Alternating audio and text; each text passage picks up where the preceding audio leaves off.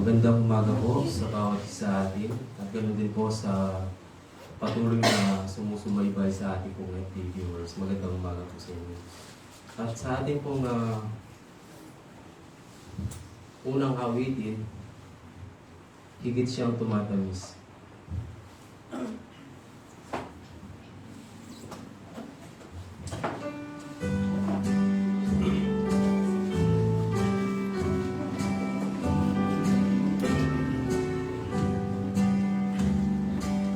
Jesus, araw-araw puso ko'y nalalapit. Sa ringa ng umaga, higit ang kanyang bigit. Higit siyang mahilag sa lahat kong iniisip. Araw-araw sa akin, higit siyang tumatamis. Natin malilirim dito sa kampangin.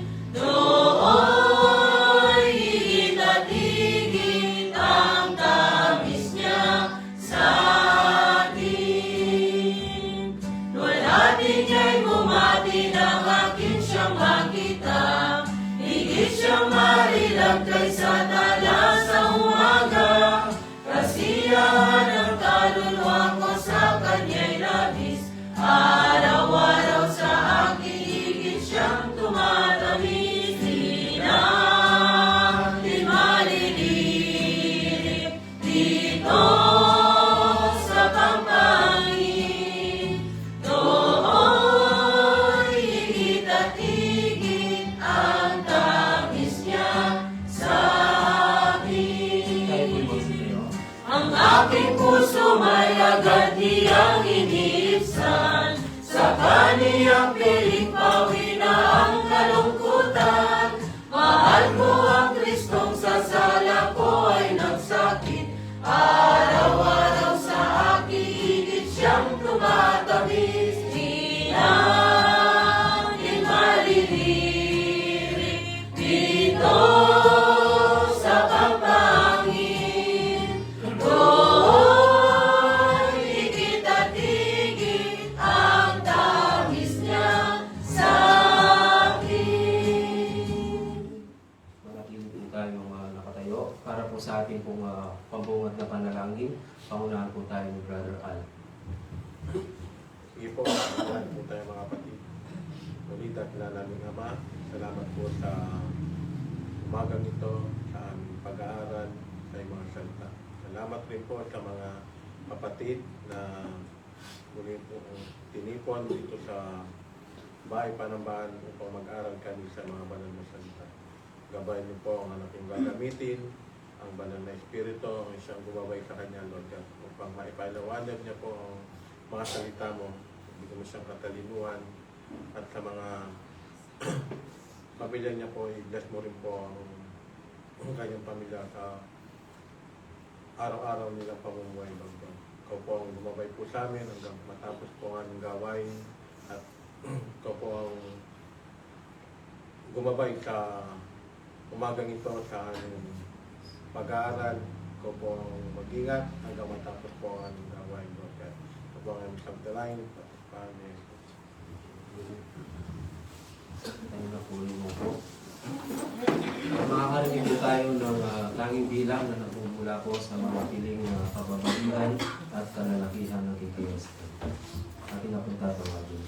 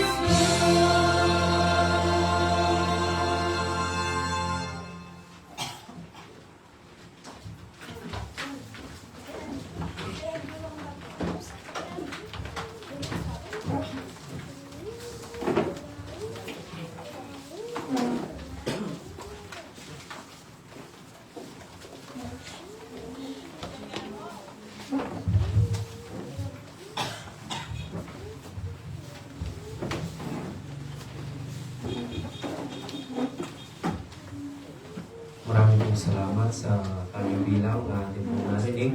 At bago po babasahin ang ating pong scripture reading, magbibigay muna po ako ng tanging bilang para po sa ating ng Panginoon.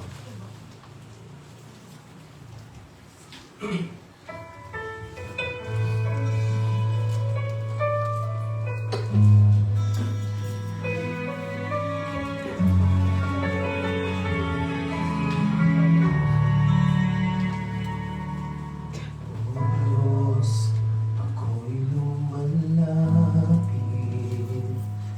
baguhin mo ang aking isip, linisin mo ang aking puso, sa'yo lamang ako susuko. O Diyos, aking tanggapin ang iyong gabay sa bawat hakbangin. Puso ko'y iyong ayusin at sa'yo'y aking iaalay. Pusong musila ang aking iling, bagong damdamin ang aking dalangin. Ibalik mo, Diyos, ang galak ng pagliligtas, upang sa'yo ako'y mamuhay ng lubos. Turuan mo akong magmahal na gaya ng inyong pagmamahal. Itin mo ang aking puso na may kababaan sa iyong harapan. O Diyos, aking tanggapin ang inyong gabay sa bawat hakbangin. Puso ko'y iyong ayusin at sa'yo'y aking iaalay. Pusong pusila ang aking hiling, bagong damdamin ang aking dalangin. Ibalik mo, Diyos, ang galak ng pagliligtas, upang sa'yo ako'y mamuhay ng lubos. Huwag mo akong iwan, O Diyos ko, pag-ibig ko sa'yo gagabay. Awitin ko ang inyong kabutihan, sa puso ko kayo ang itataas.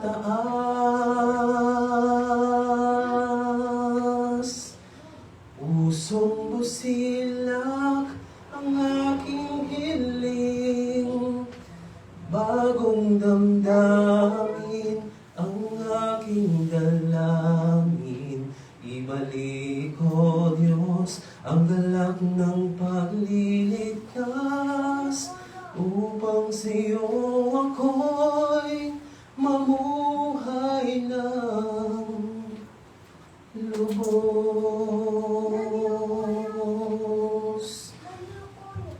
Sa Panginoon po ang papuri. Maraming salamat po sa Diyos. At inaaya ko po kayong tumayo para po sa ating pong scripture reading. Makita po sa akin.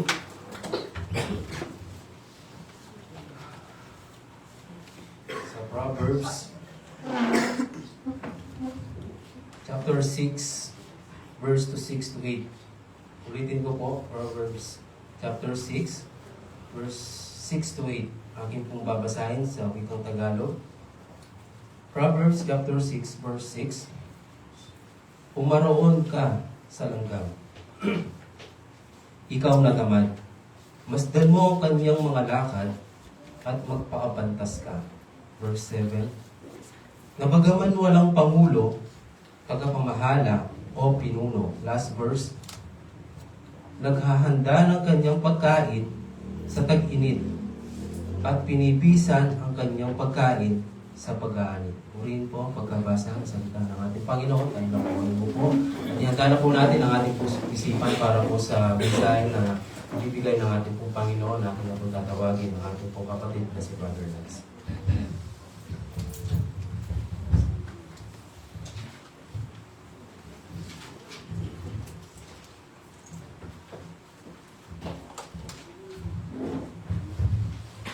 Magandang umaga po sa ating lahat, mga kapatid.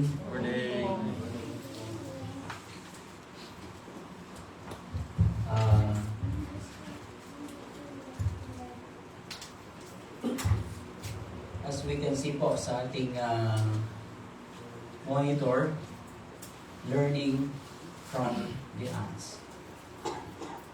Learning from the ants. Sa Bible po, parang sila yung tinatawag na smallest creatures that God ever created. The ants. Not a prophet, not a king, not a giant, but an ant. Isang langgam. So, sa kagaya po ng binasa na ating kapatid, babasahin ko naman itong aking version dun sa parang pinagaang salita. Sabi niya, matuto ka sa mga langgam, ikaw na tamad. Tingnan mo mabuti ang ginagawa nito at magiging marunong ka.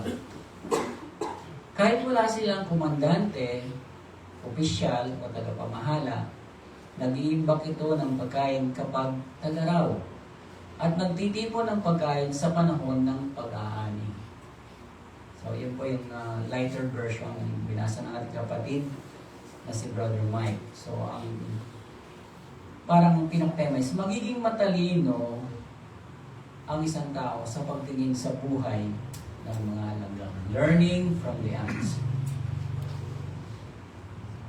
Ayon sa ating binasa, sabi niya, ants have no pastor, walang leader, no manager, no supervisor, no alarms. Yet they work, build, plan, and succeed. They work, they build, and they succeed. Despite na wala silang leader,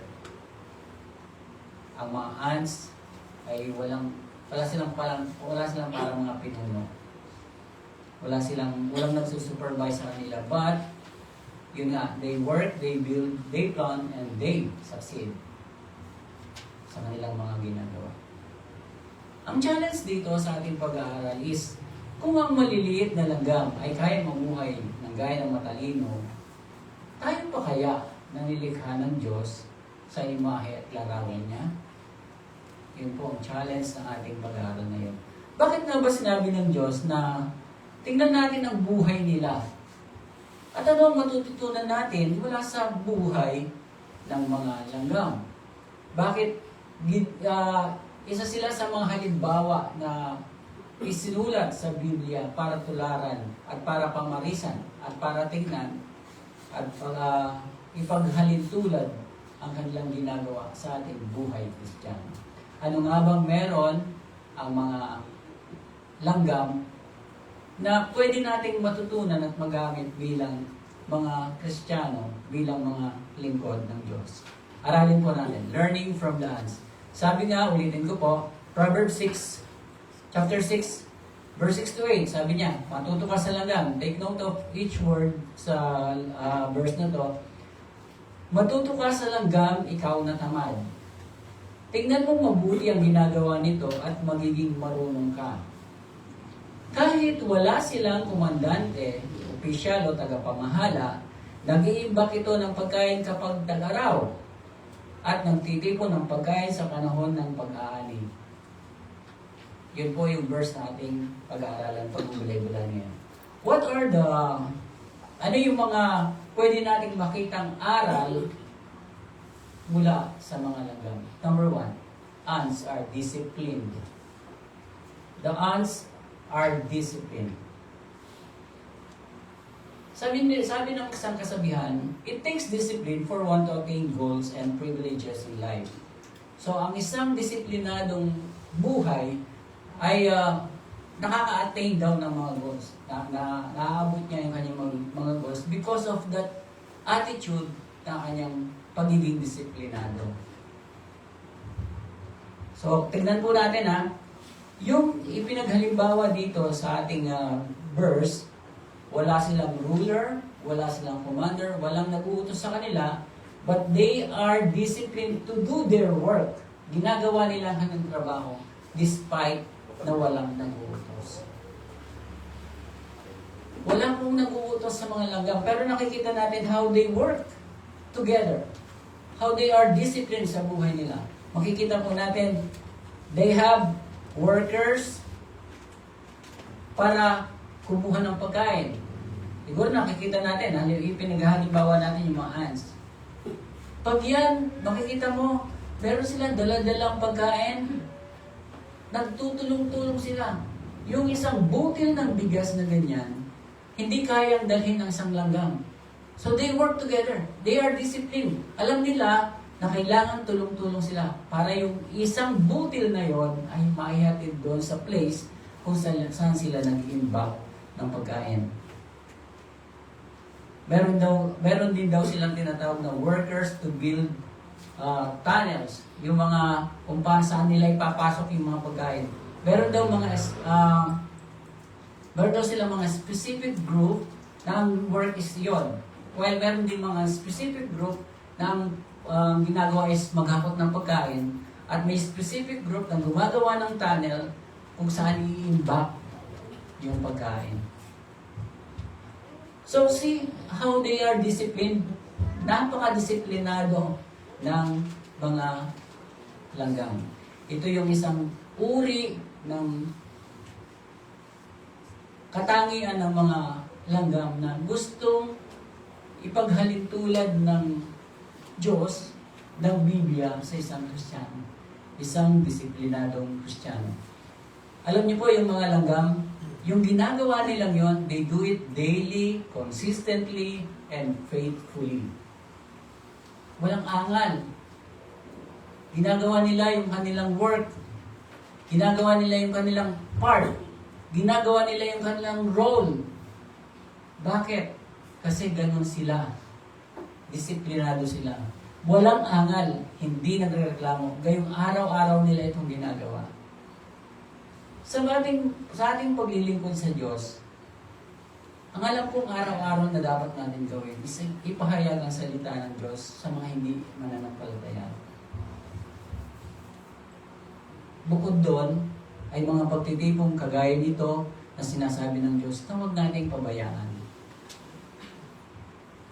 Mga pagtitipong dapat sana priority ng bawat Kristiyano. Dapat sana yung buong week na ipinagkaloob ng Diyos sa atin ay sa atin na. Huwag na nating kunin yung ipinapakiusap ng Diyos na not forsaking the assembling of ourselves together. Sobra na tayong saking nun. Sobra na tayong ganin. Na ang buong linggo sa'yo na lahat ay hindi mo ayaw nang bigyan ng panahon ng Panginoon sa buhay mo. Be a disciplined Christian. Itama natin ang ating mga mali. Itama natin ang ating mga perspective sa buhay. Kristiyano tayo. Hindi tayo mga kagaya ng unbeliever na ginagawa ang mga bagay na hindi kalugod-lugod sa Diyos. Yung buhay natin, galing sa Diyos. Yung buhay natin, pinapahiram ng Diyos. Pero kung gamitin natin, sa atin lang. Sa atin lang. Hindi natin gustong bahaginan ng Diyos ng panahon at paglilingkod. Magkaroon tayo ng disiplinadong buhay dahil sabi nga, it takes discipline for one to attain goals and privileges in life. So yung ating mga buhay na disiplinado, karamihan dyan, nakaka-attain ng mga goals nila sa buhay. Alam niyo po, sabi niya, discipline will not just prosper your gifts and talents, but will protect your testimony. Kung isa kang disiplinadong Kristiyano, na mas priority mo ang Diyos sa buhay mo. Para mo na rin pinoprotektahan ang sarili mo sa mga testimony isinishare mo. Kasi kung ang buhay mo, gamit mo sa iyo lang, ba't ka pa tinawag na Kristiyano? Ba't ka pa tinawag na lingkod ng Diyos? Kung ang buhay mo'y sinasayang mo, ay ginagamit mo, sorry for the word sayang, kung ang buhay mo'y ginagamit mo lang para sa sarili mo, na dapat sana'y merong para sa Diyos. Napakapalad nga po natin dahil ang Diyos hinihingi lang niya yung mga specific activity na nagkaroon tayo ng agreement na pupuntahan. Prayer meeting, Bible study. Those activity ay hindi naman kumuha ng isang araw ng buhay mo, kundi oras ang pinakamatagal. Tapos tayo, napakaganit pa natin, makamundo pa natin para agawin pa sa Diyos yung mga bagay na gusto niya sa Kanya na dapat. Mga kapatid, ang disiplina sa buhay ng isang Kristiyano ay napaka-importante. Tignan po natin yung mga athlete, bago sila mag-join, nagpa-practice. Yung mga magsasaka, bago umani, nagtatanim, nag-aalaga ng kanilang pananim. Yung mga sundalo, bago sumugod sa gera, bago sumugod sa isang laban, nagsasanay. Kasi dapat victorious ka sa bawat ginagawa mo. Kailangan ng disiplina. Paano ka magtatagumpay kung hindi ka nagpa-practice sa buhay Kristiyano?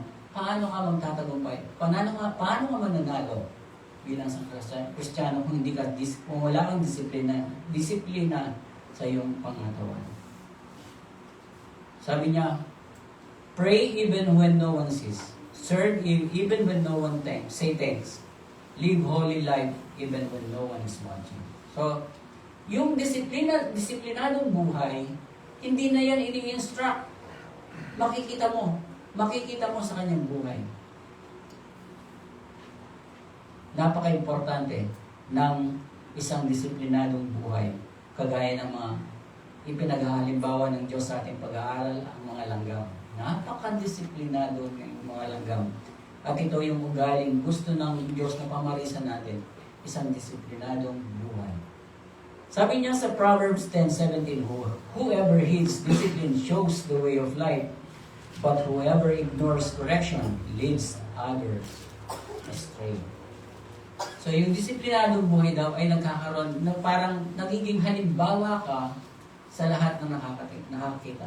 Pero kung ini-ignore mo yung mga correction na ginagawa ng Diyos sa buhay mo, parang inililigaw mo rin ang iba sa buhay na yung pinapakita mo.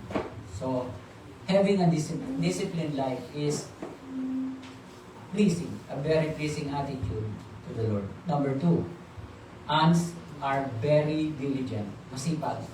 Tignan po natin ulit yung binasa natin. Sabi niya, go to the ant. Ay, sa Tagalog na. Sabi niya, matuto ka sa langgam, ikaw na tamad. So, ito ay address sa mga tamad. Very straightforward yung salita ng Diyos. Is straightforward saying this word sa mga tamad. Sabi niya, matuto ka sa mga langgam. Tingnan mo mabuti ang ginagawa nito at magiging marunong ka. So maging observant tayo dun sa pinapakita halimbawa ng mga ants. At from there, magkakaroon tayo ng mga lessons,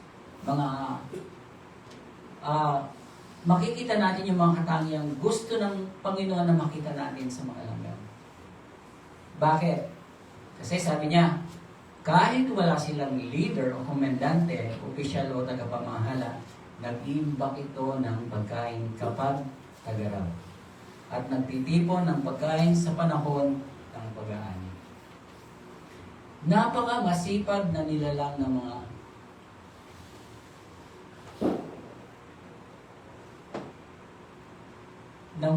langgam na ito. Hindi sila tumitigil sa pagtatrabaho. Sabi nga natin kanina, they do it daily. yung paghahakot, yung mga group of ants na yung colony ang yung group ng mga langgam paghakot ng pagkain. Siguro nakikita natin, meron silang way na sinasamahan. Hindi sila nag-iwalay. Pansin niyo po yun? Kung saan dumadaan yung isa, parang alam nila dinadaanan. Alam nila yung dinadaanan ng isa. Kaya sila nagpupuntahan kung saan dumadaan yung nauna sa kanila. Meron daw silang tinatawag na, ano ba kasing tawag doon? Parang meron silang iniiwan na bakas na naaamoy daw ng mga iba nilang kasama. Kaya hindi sila nagkakahiwalay eh. Pansin nyo, hindi sila nagkakahiwalay ng landas, kundi kung saan dumaan yung mga naunang naghahakot ng pagkain, ay doon din dadaan yung iba. Kasi meron daw silang iniiwang bakas, parang naaamoy daw ito ng mga kasama nila para masabing dito tayo dadaan. Yun ang bunga ng kanilang kasipagan. Nagtatrabaho sila na hindi tumitigil. Sabi sa Proverbs 30 verse 25, ants are not strong, but they store up food all summer. Napakaliit na nila lang. Napakaliit na nila lang. Pero bakit sila ang gustong ipaghalin tulad sa atin ng Diyos? Kasi nga, isa silang, mga nilalang sila na napakasipag. Hindi sila ganun kalakas katulad ng ibang hayop. Pero sabi ng science, kaya nilang magbuhat ng 10 to 50 times of their own body weight. So halimbawa, yung ants, ganyan siya kaliit, kaya niyang maghakot ng 50 times of their weight. Kaya, pero kung susumahin mo, napakaliit pa rin ang percentage na yun para kayanin nila ang isang bagay na gusto lang hakutin. Kaya ang makikita natin dito, yung kasipagan nila na nagtutulong-tulong sila para ang isang butil ng pagkain ay maihatid doon sa place na kanilang pinag-iimbakan. Naglalakad sila ng napakalayo. Siguro yung kung ipaghalimbawa natin, yung hakbang natin as a tao, yung hakbang nila siguro mga 100 steps na sa kanila because yung mga liit nilang yon is konti lang yung distance na itatakbo nila. But ito yung amazing sa kanila. Hindi nila iniinda ang layo. Hindi nila iniinda yung distance kung saan nila iatid yung pagkain. Kasi nga, meron silang kasipagan. Kasipagan na tinityaga yung distance from doon sa food na kinuha nila papunta doon sa place kung saan nila ito iniimbak. Sipag. Napakasipag po nila. Wala ka daw makikitang tamad na langgam. Lahat sila. United. Diligent. Lahat sila masipag. Lahat sila ano ba yun? Makikita mo ng kasipagan. Nakikita na ba kayo ng halimbawa na merong halimbawa na hulog na kanin? Walang langgam dyan, ha? Pero maghintay ka lang ng konting oras, makikita mo, isa-isa maglilitawan ng mga langgam. Bakit? Kasi makuha sila yung kanilang pang-amoy sa biyaya na kanilang kukuhanin.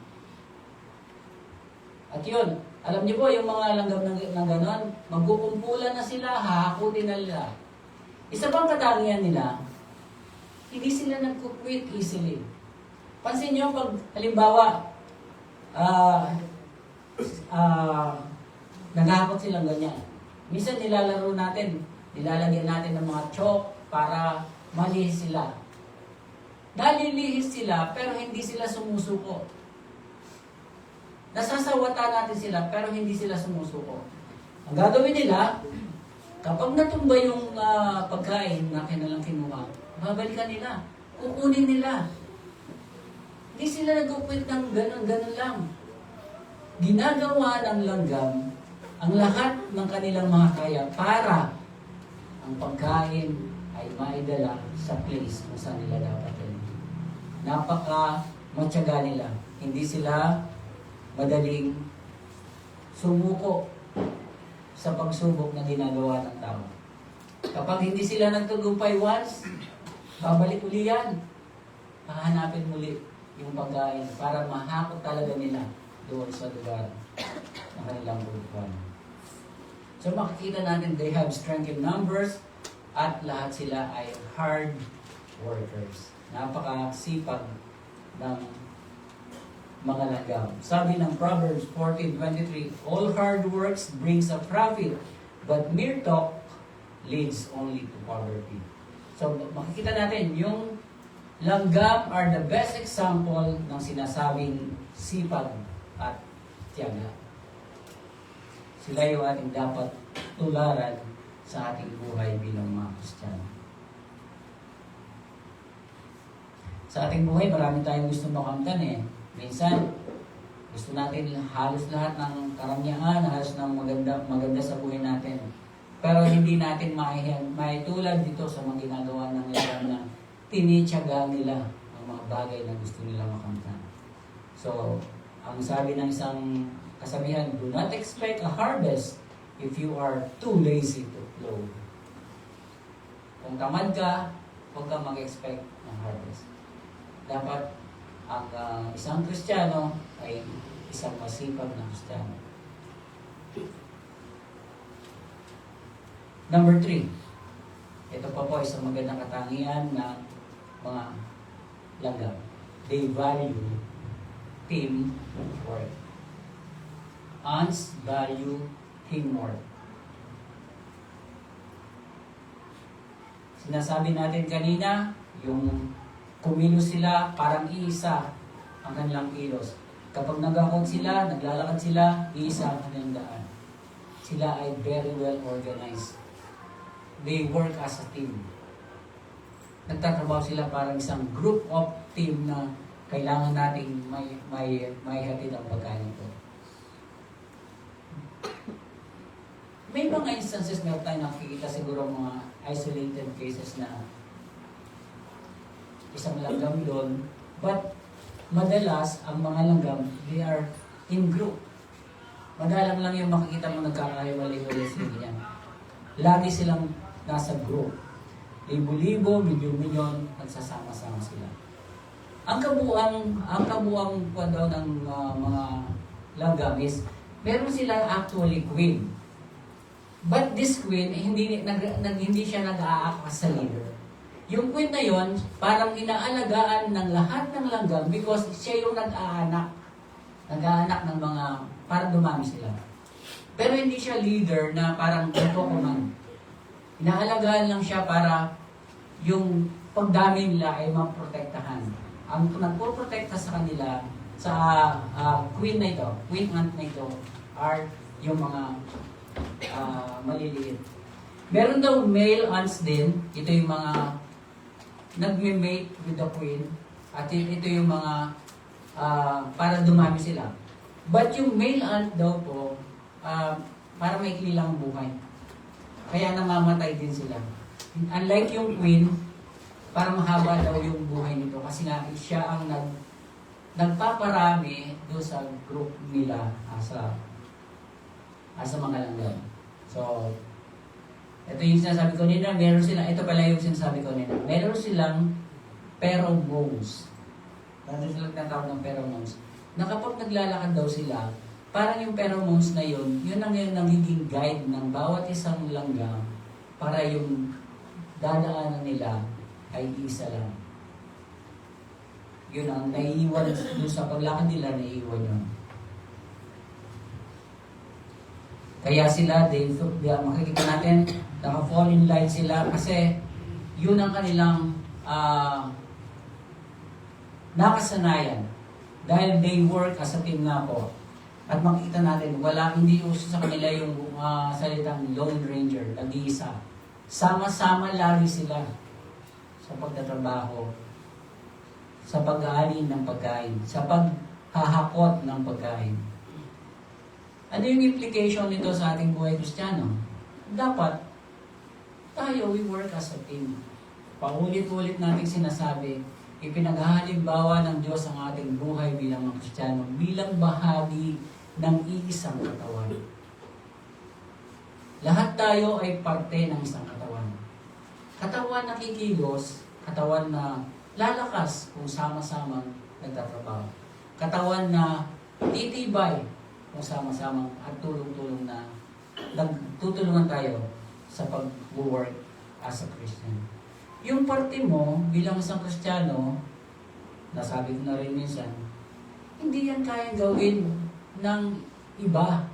Kasi yung role na yun, para sa'yo. Kaya yung hindi mo pagganap sa role na ibinigay sa'yo ng Diyos, ninanakawan mo ng isang Diyos ng iyong pagiging ganit sa spiritual na gift na ibinigay niya sa'yo. Spiritual na kakayahang ipinapagamit sana niya sa'yo sa ministeryo. Pero dahil hindi lubos ang iyong pangunawa kung bakit tinanggap mo ang Panginoon sa iyong buhay, kung bakit meron kang talent, ala lang, iniupo mo lang dyan kasi hindi mo binibigyang halaga ang paglilingkod sa Diyos. Yung mga gift na yan, yung mga spiritual gift na yan, yung mga natural talent na yan, yung mga kakayahan natin, yung mga abilidad natin, sayang kung hindi natin ipapagamit sa Diyos. Sayang. Sayang ang mga talentong yan na nasa iyo na hindi mo ginagamit, hindi mo pinapagamit. Sinosolo mo at hinahayaan mong hindi ka maging kasangkapan ng Diyos sa paglilingkod sa Kanya. Sana ang KKS ay sana isang iglesia na tumatrabaho as a team. Napakaganda sigurong halimbawa na ipinaghalimbawa tayo sa langgam na binibigyan nila yung value ng teamwork. Napakaganda ng KKSM family na we work as a team. Gawin natin yung ating bahagi. Gawin natin yung ating parte sa ministeryo ng Diyos. Let us value teamwork. Yun ang gusto ng Panginoon na makita natin sa mga ants. Sa church, ang church po kasi ay hindi one-man show. Walang ganon. Buti na naipamulat sa atin na ang work sa ministry is sama-sama. Walang isang tao nakakayanin ang trabaho ng ministeryo ng Diyos sa KKSM. Dito ko lang yung pinaghahalimbawa. Pero as a whole, sa mga Kristiyano, dapat katulong-tulong din. But as a church, bilang KKSM member, walang one-man ministry, walang one-man show. Kailangan tayo ng Diyos. Lahat tayo. Sabi ng Bible, when we are one body, but many parts, yung sinasabi ko sa kanina, sama-sama tayong maglingkod, sama-sama tayong magsamba, manalangin, sama-sama tayong magbubuhat ng bigat ng buhay. Ito yung African Proverbs na sinabi ko na dati. Kung gusto mong mapabilis, tumakbo kang mag-isa. Pero kung gusto mong malayo ang marating mo, sumama ka sa tamang grupo. Ano yun? Yung mga taong ang nasa ay makapaglingkod sa Diyos. Yung mga taong ang nasa ay mapapurihan ng Diyos. Yung mga taong ang nasa ay maitaas ang pangalan ng Diyos sa kanila kasama. Kapag sa kanila kasasama, magiging hindi mo muna mapapansin sa una, pero magiging aktibo ang spiritual mong buhay kapag tamang grupo ang sinamahan mo.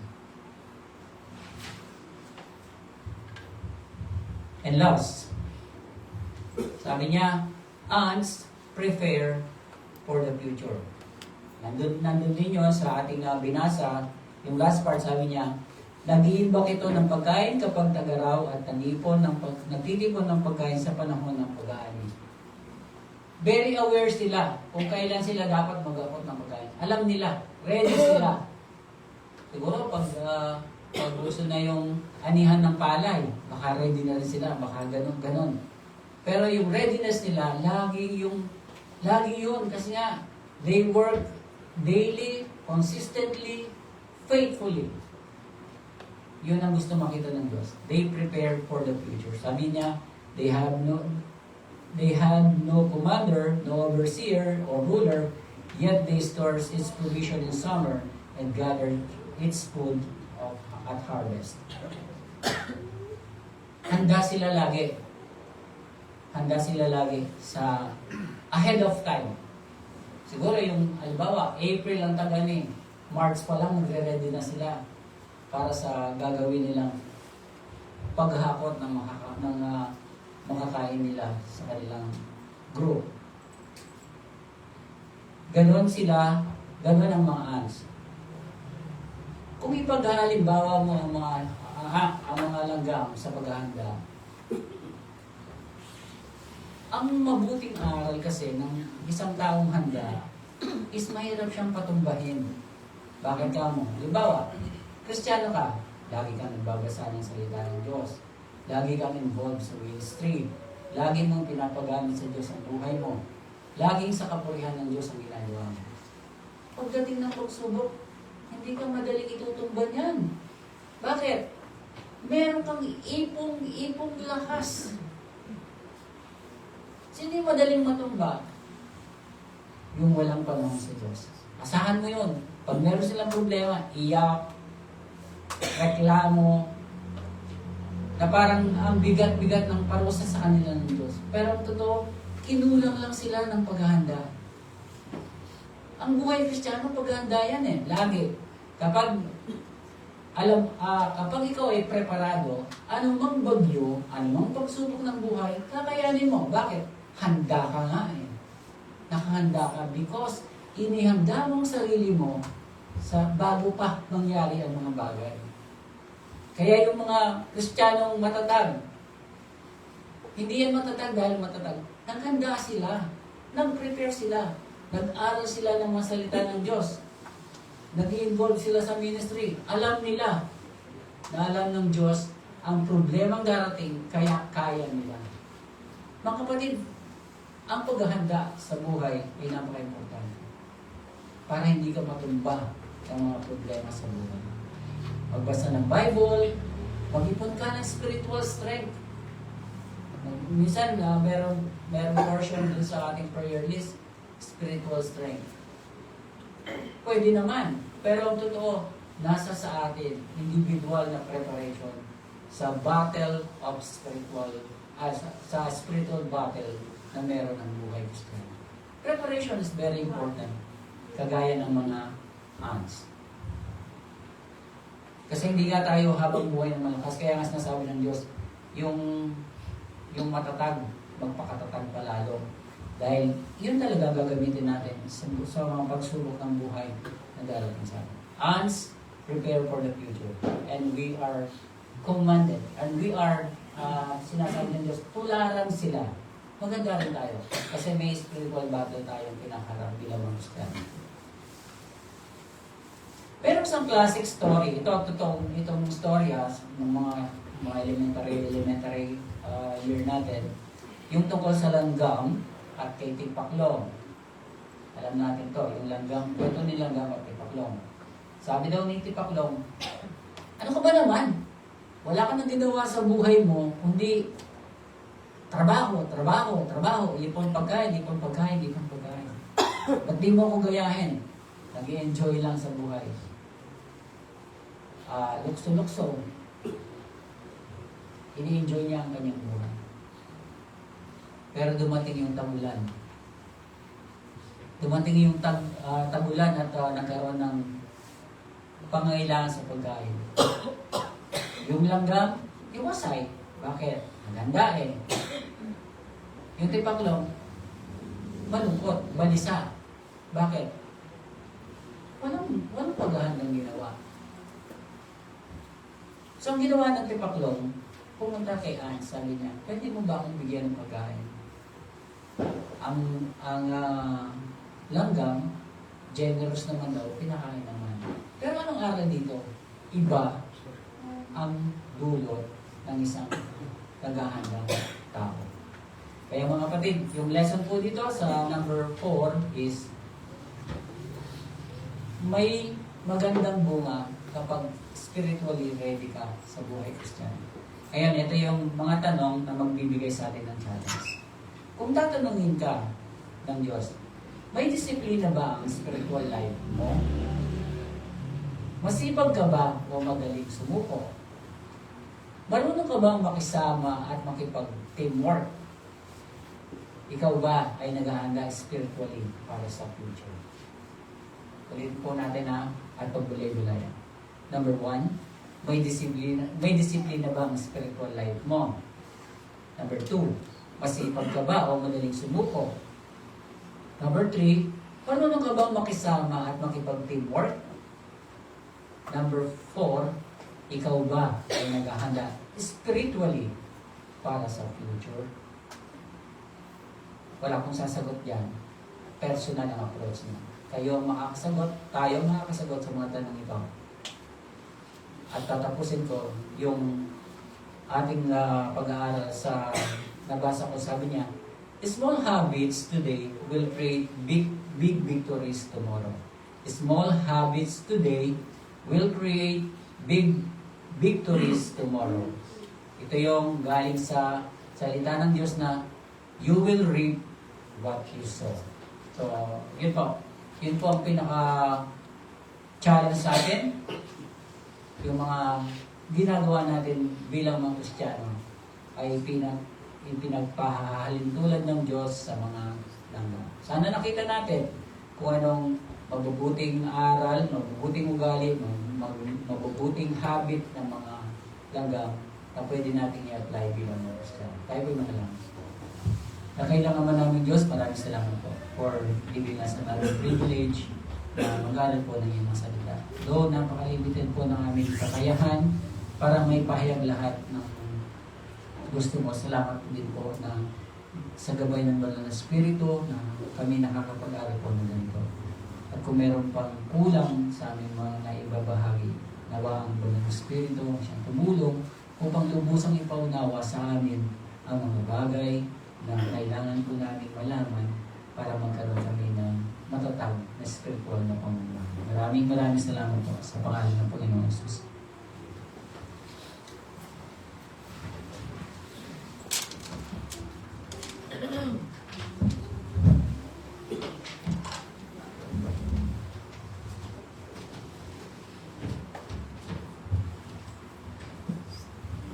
Maraming pong salamat sa mensahe na ating pong narinig sa Diyos po ang kanunatian. Totoo nga po mga kapatid na kapag tayo po ay sumasama sa mga gawain sa Panginoon ay matatamo natin yung kaligayahan sa ating puso at nare-relax yung ating buhay kapag nasa bahay tayo or kapag meron po tayong mga pagsubok na dumating sa ating buhay. Kaya huwag natin hayahan, mga kapatid, na hindi tayo dumalo sa mga gawain ng ating Panginoon. Kaya maraming salamat sa Panginoon habang po pinagbubulay-bulayan natin ang salita ng ating Panginoon, na ating po narinig sa ating pong pangwakas na awitin, gumawa. At tayo po ay magkakapela. Sing. Tayong lingkod ng Diyos, sadaang iniatas tayo'y sumunod. Baguhin ang lakas, saya magkaloob, at kung magkagayon, di tayo lulugmok.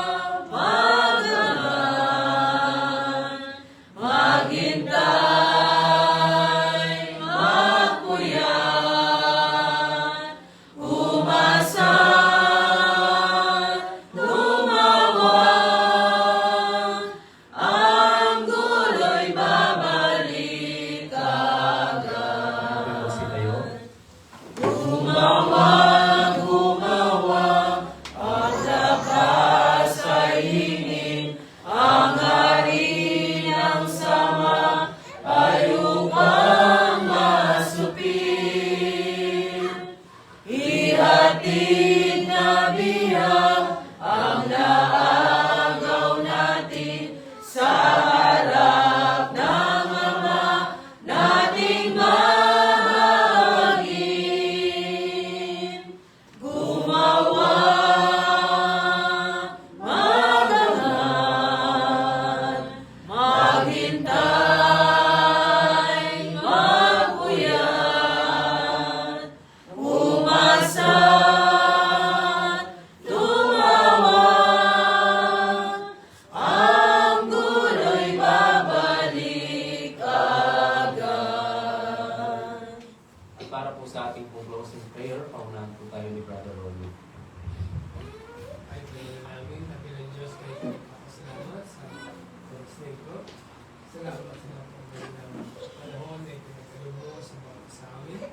Salamat po higit sa mensahe namin kung narinig sa mga ganito ng Diyos. Tunay nga po na yung salita ng Espiritu sa bawat sa puso po namin sa mga ganito. Salamat sa pagkagandang mensahe namin po narinig. Na kung saan ang bawat isa ay magamit mo sana, Panginoon, sa iyong mga gawain sa lugar mo namin ito. Hindi mo po kami nakisapagan. Sa amin po paglakas ng mundo ito. Ito sa iyo, Panginoon. Bigyan mo po kami ng pagkakaisa. Bigyan mo po kami lahat ng kailangan po namin na makapagbigay po ng kalulatinan po sa iyo ng mga Panginoon Diyos. Tulungan mo ba sa amin na gamitin ng amin po na ng panahon sa ikakaligaya mo, Panginoon, sa pamagitan po ng Panginoon po namin na mga ibang gawain po namin, Panginoon Diyos. Salamat dahil pinapakita mo ang kahalagahan ng mga sa amin na sana kami ay paggamit namin, Panginoon, na magbigay kami ng isimbi sa banal mong harapan.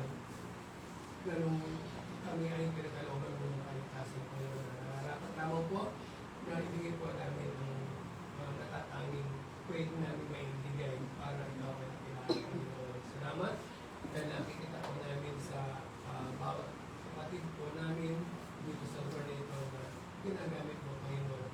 Nadalangin namin ay nawa ay manatili yung init yun na pinagkaloob mo sa mga sa amin sa aming kaya at higit kami mga kalalakihan, Panginoon, na humingi po kami po ng aming panahon para kami ang at katalinuhan din sa mga mensahe mo para may mahagi po namin ang mga ito sa mga kapatid po na lang. Salamat sa kapatid po namin na ginamit mo. Nawa ay pagkaluwa po siya ng habang panahon para magamit mo po siya, Panginoon, sa iyong ministeryo sa lugar nito. Hindi po ang bawat isa po na nandito sa bawat puso na nakinig na nandito, Panginoon, patuloyin mo mga isa at gamitin mo ang mga mensahe kung meron pa po na isa o dalawa na wala pa po tunay na kaugnayan po sa amin po, Panginoon, na mga mensahe na ito ay maging daan ito para makilala mo yung mundo sa Panginoon. Hindi po, ang katahimikan na pinagkaroon mo sa mga isa na tunay na sinaway mo ang mga sagaban, maging hadlang sa aming kaisipan, sa aming puso, inig ang bawat isa na po sa mga mensahe ng po. Salamat na walang answer mo nito, na walang talang pagpapala sa mga mensahe ng po. Muli, salamat kami. Humingi pa rin po, tuloy sa aming po susunod na gawain kung saan po ang aming tulong po namin na makakausap pa po namin sa mga ngitan ng aming kahilingan kasi salamat sa oras na ito. At muli, Panginoon, pinabalik po namin ang pagkakatiyan. Salamat po po ang nakila sa mga mga dapat sa mga mga sa pinangis. Ano po namin po sa Jesus. Dito na po tayo. Dito na po tayo magtatapo sa ating teaching service. Magandang umaga po.